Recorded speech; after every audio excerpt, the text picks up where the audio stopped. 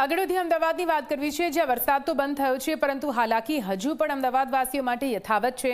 ધોળકાનું ભેટાવાડા ગામ હજુ પણ જળબંબોળ છે। 4 દિવસ વીતી ચૂક્યા છે, છતાં ગામમાં હજુ કમરસમાં પાણી ભરાયેલા છે। પાણીનો નિકાલ નથી થઈ રહ્યો। 500 પરિવારના 2000થી વધુ લોકો અસરગ્રસ્ત થયા છે। જીવન સંપૂર્ણપણે ઠપ્પ થઈ ચૂક્યું છે।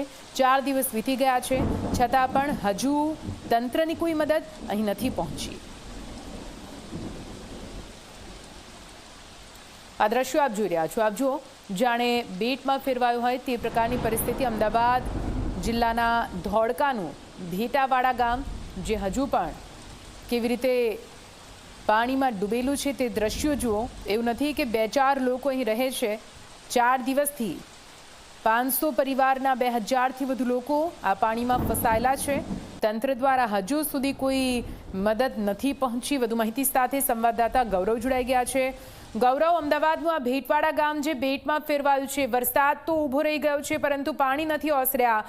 બહુ જ હાલાકી પડી રહી છે। શું તંત્રનું કોઈ અધિકારી, કોઈ મદદ ત્યાં સુધી પહોંચી ખરી? ગૌરવ જી, વાત કરીએ તો ગુરુવાર અને શુક્રવારના દિવસે જે વરસાદ વરસ્યો તેમાં સૌથી વધારે વરસાદ અમદાવાદના ધોળકા તાલુકામાં લગભગ 18 થી 19 ઇંચ જેટલો વરસાદ વરસ્યો હતો, જેના પગલે સમગ્ર ધોળકા તાલુકો જળમગ્ન થયો હતો। ધોળકા તાલુકાનું ભેટવાડા ગામ છે કે જ્યાં ધોળકામાંથી પસાર થયેલું પાણી ભેટવાડા ગામમાં ઘૂસતું હોય છે। દર વર્ષે આ પરિસ્થિતિ સર્જાતી હોય છે, પરંતુ આ વખતે પરિસ્થિતિ વધારે વિકટ છે। 500 પરિવારના લગભગ 2000 લોકો આ ગામમાં વસવાટ કરે છે।